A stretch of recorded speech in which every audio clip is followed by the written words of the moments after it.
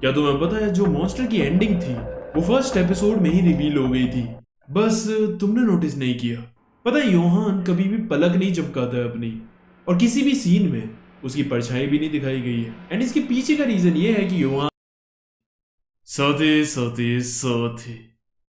तो आज हम बात करेंगे मॉन्स्टर के हिडन डिटेल्स, रेफरेंसेस, फॉरशैडोज वगैरह वगैरह की। एंड ब्रो इसकी डिटेल ढूंढने में मेरी सच में फट गई। I mean attack on Titan में भी मुझे इतनी मुश्किल नहीं हुई थी।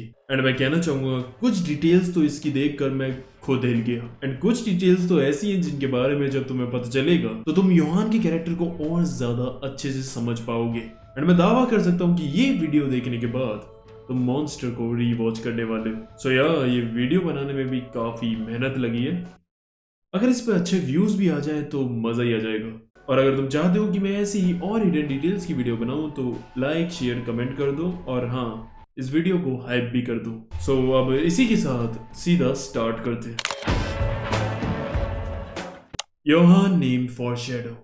अब मॉन्स्टर की डिटेल्स की बात कर रहे हैं तो योहान से स्टार्ट करते हैं। और अब योहान की बात हो रही है तो क्यों ना सबसे पहले हम उसके नाम पर ही चलते हैं। तो योहान के नाम को उरासावा ने लिया है योहानेस वर्ड से, जिसका लिंक है योहान द बैप्टिस्ट से, और उसका मकसद था to prepare the people for someone greatness. अब उरासावा ने ना इसे बस ट्विस्ट कर दिया और उन्होंने अपने कैरेक्टर योहान को बनाया to prepare people to their own destruction. तो बस इसमें इतना ही चेंज हुआ कि उधर ग्रेटनेस को बनाया जा रहा था और इधर डिस्ट्रक्शन को।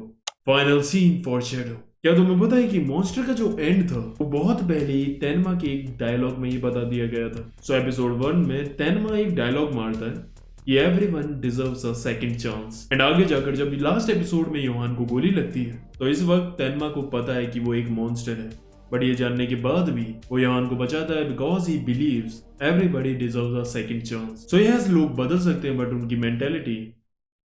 Yohan hair style. अब देखो तुमने एक और चीज देखी होगी बट तुम्हारा उस पर ध्यान नहीं गया होगा कि योहान ने अपना हेयर स्टाइल तेरे नाम वाला क्यों रखा।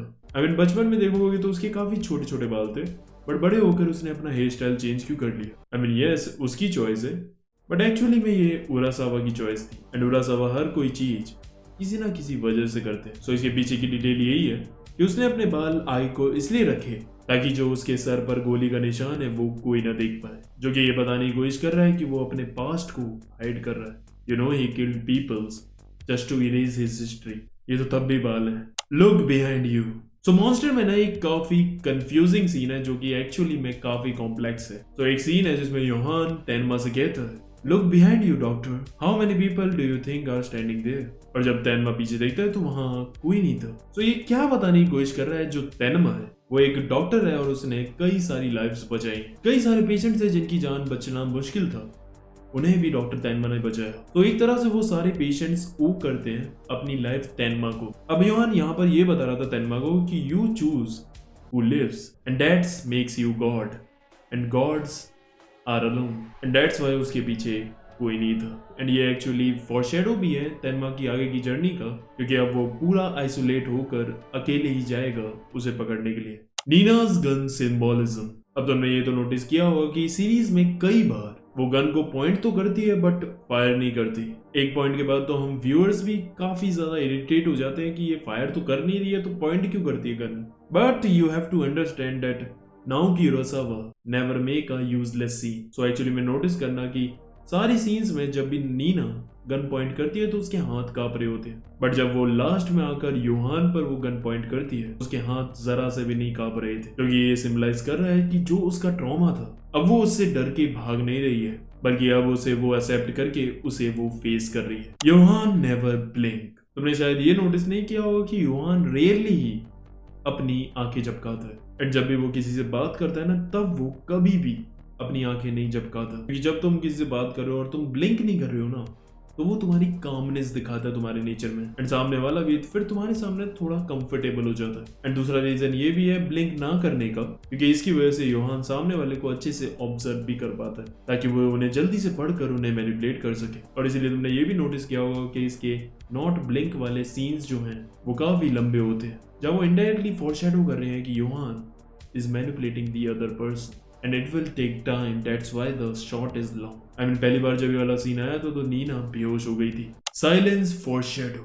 सो जब हमें रेड रोज मेंशन का फ्लैशबैक दिखाया जाता है सो ध्यान देना वहां पर हमें कोई बैकग्राउंड म्यूजिक नहीं दिया गया था। It was complete silence. हालांकि हमें पूरी सीरीज में हर एक 2 सीन के बाद इंटेंस म्यूजिक दिया गया बट इधर नहीं दिया गया था। इसमें सिर्फ सराउंडिंग म्यूजिक था, ब्रीथिंग, फुटस्टेप्स वगैरह, और वो इसीलिए क्योंकि ये साइलेंस रिप्रेजेंट कर रहा था ट्रॉमा को, कि भाई उसे वहां की एक एक चीज याद थी। एंड यही तो ट्रॉमा होता है, उसे भूलना बहुत मुश्किल होता है। और तुम्हें याद है रेड रोज मेंशन में हुआ क्या था? उन लोगों को बोनापार्टा ने इसलिए मारा था ताकि वो सब कुछ इरेज कर सके। And that's why they erase the music also. Instead of giving scary music, they give you the sound of nothing, which is more disturbing.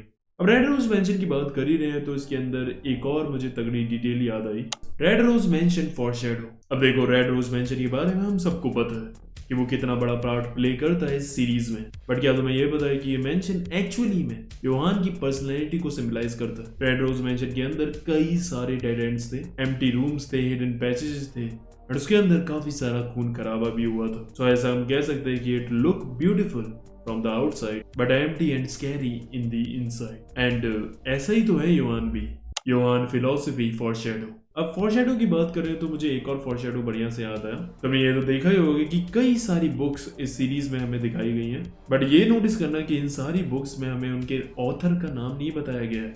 And ये कोई गलती नहीं है, ये इंटेंशनली किया गया है to foreshadow the philosophy of Johan. It is the name, it is the person, the nameless monster foreshadow. क्या तुम्हें पता है जो नेमलेस मॉन्स्टर की स्टोरी थी उसने मॉन्स्टर की एंडिंग को पूरा रिवील कर दिया था, बस हमने नोटिस नहीं किया, और वो इसीलिए क्योंकि हमें वो स्टोरी सही से समझ ही नहीं आई। सो क्या था, जो स्टोरी में मॉन्स्टर था उस पर खुद की आइडेंटिटी नहीं थी, इसलिए वो जा जाकर दूसरों की आइडेंटिटी लेकर जी रहा था, और थोड़े दिनों बाद ही जब उसे भूख लगती है तो वो उन्हें भी खा जाता है। एंड ऐसे ही एग्जैक्टली योहान के साथ भी हो रहा था। वो दूसरे फॉस्टर पेरेंट्स पर जाकर अडॉप्ट होकर रहता है, बट कुछ दिनों के बाद फिर से उसके अंदर का मॉन्स्टर भूखा हो जाता है एंड वो उन्हें मार देता है। अब स्टोरी में भी जब उस मॉन्स्टर के पास कोई और जना नहीं बचाता खाने के लिए तो वो खुद को ही खा लेता है। Like in the end of monster, जब योहान के पास भी कोई नहीं बचा था तो उसने भी बस अपनी लाइफ को खत्म करने का सोचा। तेनमास डार्कनेस। क्या तुम्हें पता है कि डॉक्टर तेनमा को ना धीमे धीमे बदलते हुए दिखाया गया है सीरीज में।